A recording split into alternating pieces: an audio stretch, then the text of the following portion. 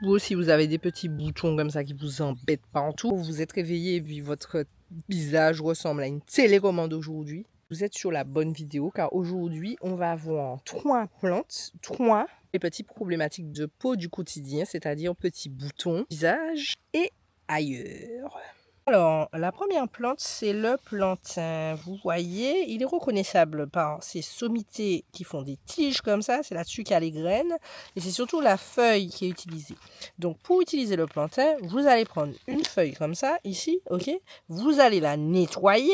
Une fois que vous avez nettoyé la feuille, vous voyez, elle est bien mouillée. Une fois que vous l'avez nettoyée, vous allez la malaxer comme ça, en fait. Et à l'intérieur, il y a du sucre. Donc, vous allez pouvoir venir mettre ça sur le bouton qui vous dérange. Si par exemple vous vous êtes levé ce matin, je vous ai dit, moi ça m'est déjà arrivé, soit ici c'est gonflé, ou alors vous avez, je sais pas moi, vous avez pris un bouton ici, vraiment qui vous fait mal, avant d'aller essayer de percer ou quoi que ce soit, si vous avez du plantain, vous pouvez mettre la feuille comme ça directement dessus, appliquer, appuyer, et ça va vous faire descendre en fait le bouton, ça va vous le faire disparaître. Donc vous pouvez appuyer comme ça, et attendre.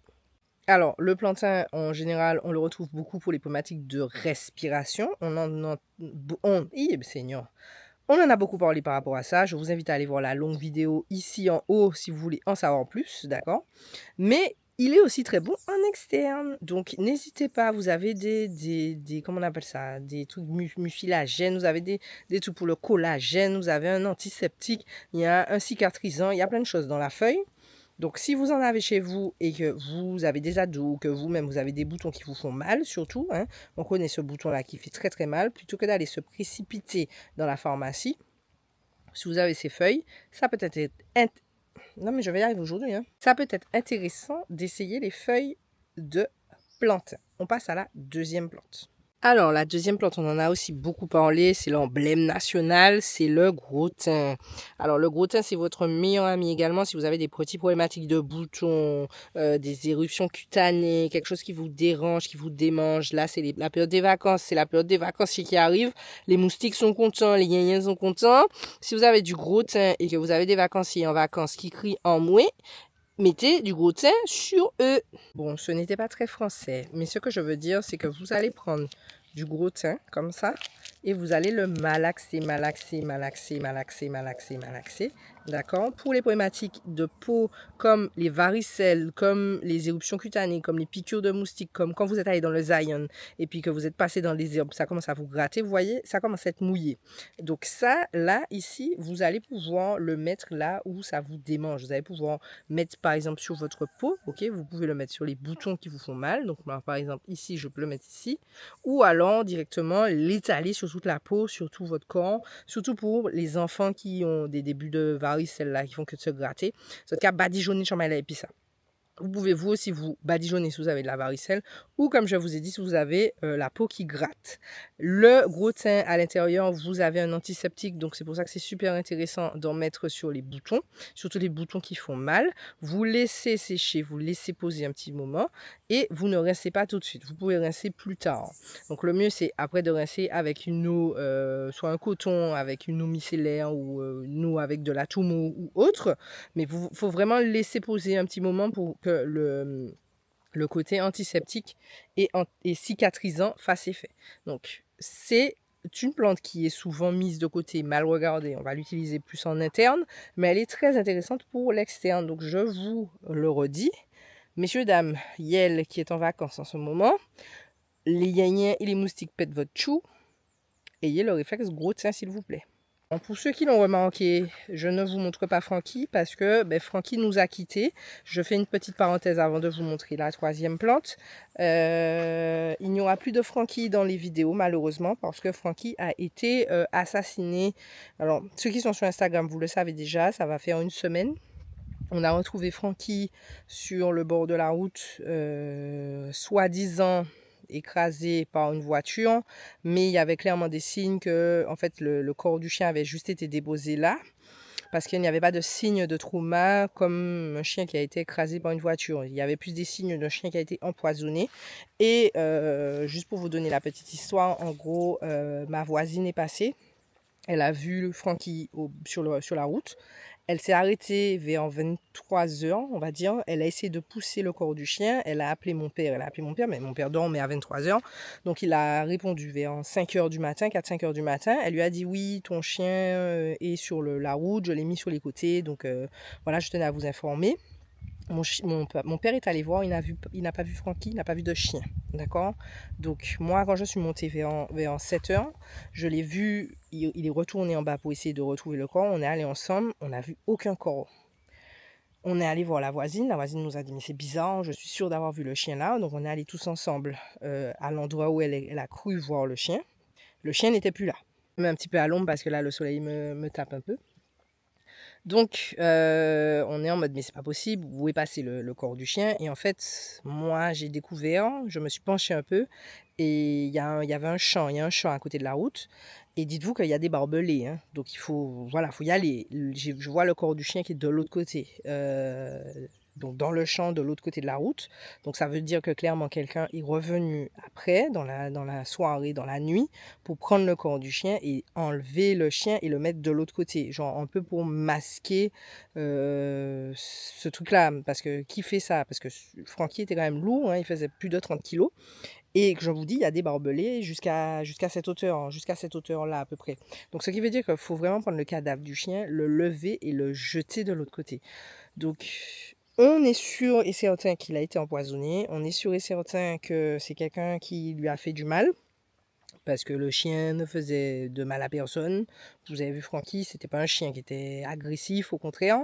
On pense savoir qui c'est. On a des spéculations, voilà. Mais bref, le karma fera son travail, mais c'était juste pour vous faire la remarque. Voilà, cet épisode, enfin cette vidéo, c'est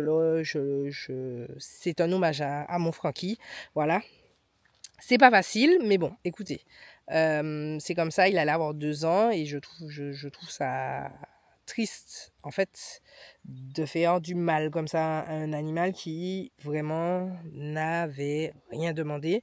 Encore une fois, la personne qui lui a fait ça, c'est une personne que Francky a, je pense, avait l'habitude de voir, parce que c'est pas un chien qui avait l'habitude d'accepter la nourriture de la part des gens qu'il connaissaient pas. Pour écraser un malinois, je pense que vous avez déjà vu la vivacité du chien. Vous avez vu les vidéos où il saute en l'air. Enfin voilà, c'est un chien qui était très vif. Donc voilà. Je vous dis, nous, on pense vraiment que la personne a été prise en flagrant délit. Enfin, elle a été prise de court quand elle a essayé de peut-être, la première fois, jeter le chien. Elle a peut-être pas eu le temps parce que la voiture de ma voisine est arrivée. En tout cas, pour la personne qui a fait ça, tuer un animal et surtout un chien, je pense que ça enlève des points dans son âme. Voilà, c'était juste la parenthèse que je voulais vous donner. Parce que on est une communauté et que vous avez vu Francky grandir et que vous l'avez vu sur la majorité des vidéos YouTube, surtout en arrière-plan se balader. Il y aura plus de Francky. Voilà. Voilà. Je vais pas vous mentir, c'est difficile. Ça fait 1 semaine et c'est toujours frais. Parce que c'était mon chien et que voilà, c'était le chien de la famille et qu'on a pris. Enfin voilà, vous avez vu le caractère, vous avez pu voir un petit peu à travers les images quel style de chien c'était. C'était un chien qui avait beaucoup de fougue, c'est un chien qui avait beaucoup d'amour. Et je vais m'arrêter là parce que sinon j'ai pas envie de pleurer devant la caméra. Voilà. Bref, c'était juste pour vous le faire savoir, pour ne pas qu'on vienne me demander où est Francky, etc. Francky n'est plus parmi nous, il repose en paix, et j'espère que là où il est, il va pouvoir attraper des balles, et il va pouvoir courir toute la journée comme il aimait le faire. On passe à la 3e plante. Alors, la 3e plante, excusez-moi, je reprends mes esprits. La 3e plante, vous l'avez reconnue, c'est l'aloe vera. Alors, l'aloe vera, je pense que je n'ai pas besoin de vous expliquer le pourquoi du comment. C'est une plante qui était super à la mode encore ces dernières années. C'est une plante qui est exceptionnelle pour tout ce qui est les problématiques de peau, au niveau de la cicatrisation, au niveau de l'apaisement. C'est une plante, pourquoi? Parce que quand vous arrachez, par exemple, un morceau une patte ou alors un autre, vous voyez, elle a elle a cette capacité, en fait, régénératrice à se se soigner elle-même en fait, à se cicatriser elle-même plus précisément.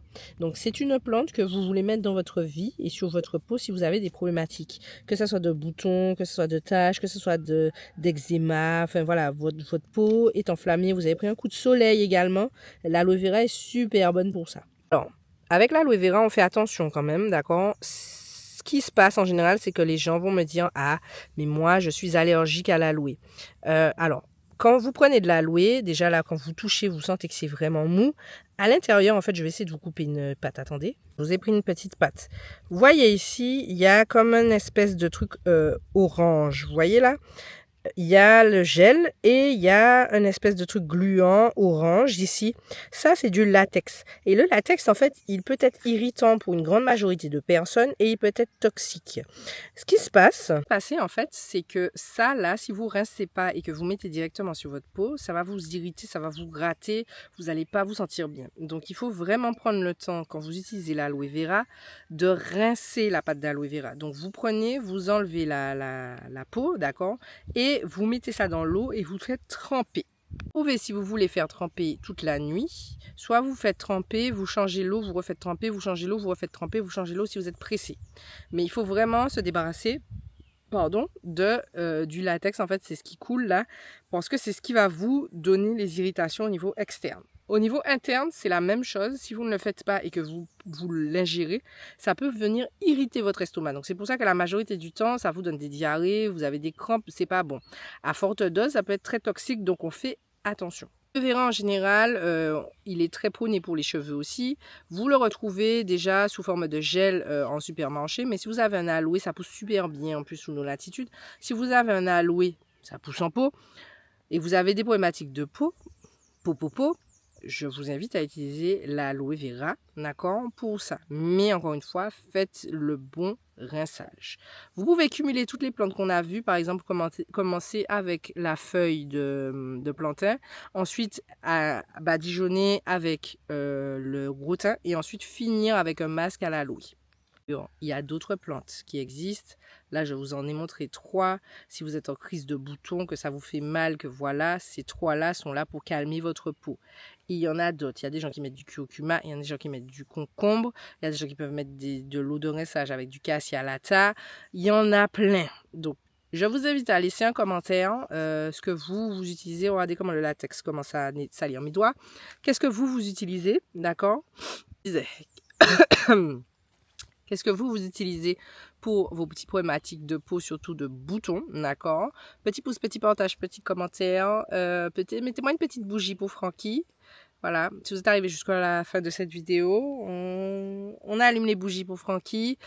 Et voilà, j'ai envie de vous dire, voilà, c'est une nouvelle ère qui commence.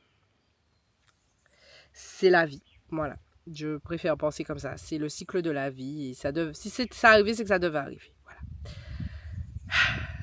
Petit partage, petite abonnation si vous n'êtes pas encore abonné. Je vous rappelle que le e-book est toujours en promo. Donc, je vous le mets en barre de description. Il va apparaître là, normalement. Ça va vous aider à reconnaître les plantes. Désolée si dans les prochaines semaines et les prochains mois, je ne suis pas forcément au top. Hein, vous comprendrez pourquoi.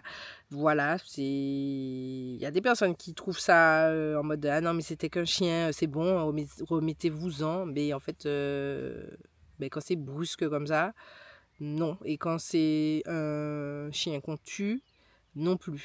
Voilà. Quand c'est un chien qui meurt de maladie, bon, tu as le temps de te préparer, tu sais que ton chien va mourir. C'est la vie, le chien a bien vécu, tu as eu le temps de profiter avec ton chien. Mais en fait, là, le chien, la veille, j'ai vu le chien. Heureusement, la veille, je lui ai fait des gros câlins parce que, voilà, le lendemain, on te dit qu'il est mort. Je prendrais même pas, je n'oserais même pas comparer ça avec les gens qui perdent leur enfant, mais je peux comprendre en fait la douleur quand on te dit que tu tiens à un être et que l'être passe, en fait, que l'être meurt du jour au lendemain, enfin comme ça, dans la minute qui suit, la personne n'est plus là, il n'y a plus.